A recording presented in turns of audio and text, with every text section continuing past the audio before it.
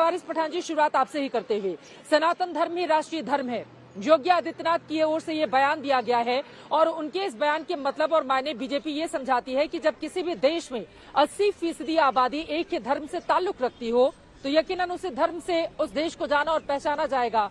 फिर क्या दिक्कत है उनके इस बयान पर? किस तरह से देख रहे हैं मुख्यमंत्री योगी आदित्यनाथ के इस बयान? देखिए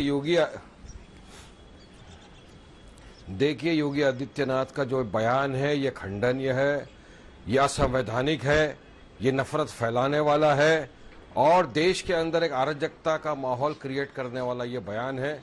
हम इस बयान का कड़ी निंदा करते हैं क्योंकि भारत एक धर्मनिरपेक्ष देश है।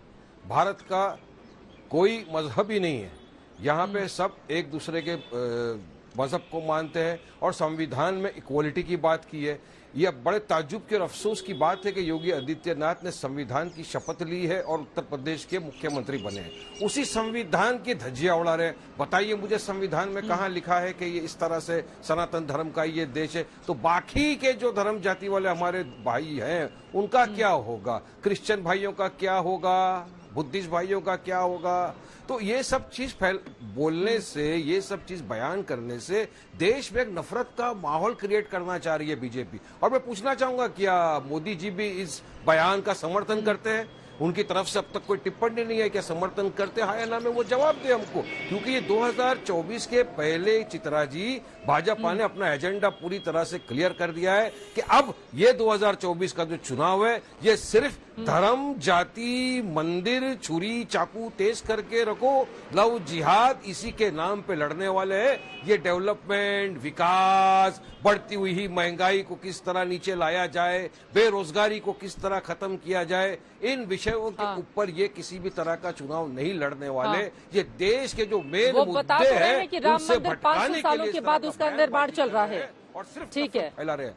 और जिस श्रीनगर के लाल चौक में वारिस पठान जी इस वक्त मेरी मौजूदगी है, यहाँ पर भी रीडेवलपमेंट का काम चल रहा है।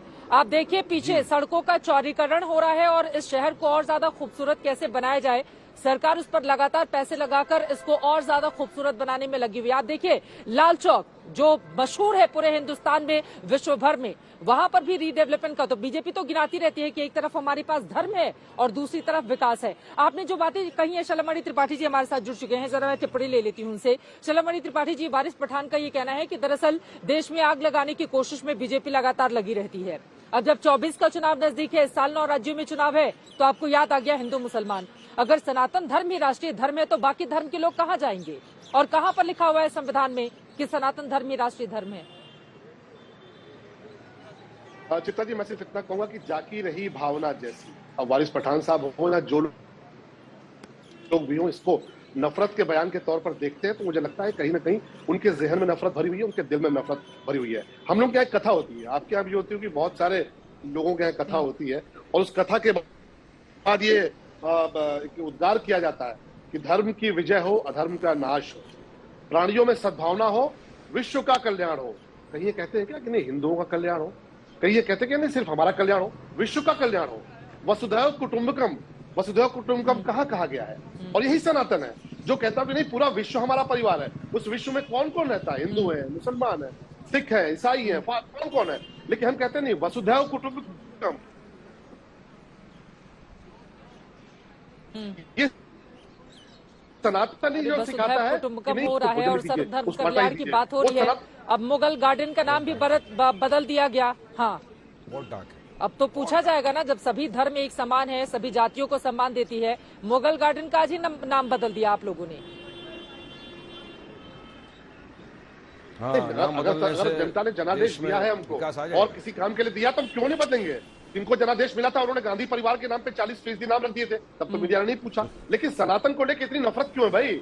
सनातन को समझते क्या है आप? सनातन वो है जो पूरे विश्व के जगह कहता है कि नहीं वृक्ष पर्यावरण को बचाना है, पीपल की पूजा करता है, गाय की पूजा करता है। आज आप देखिए एक कोर्ट का आदेश आया गोबर को लेकर, आप बड़ा मजाक उड़ाते थे। अब तो छत्तीसगढ़ की सरकार भी गौमूत्र खरीदने जा रही है।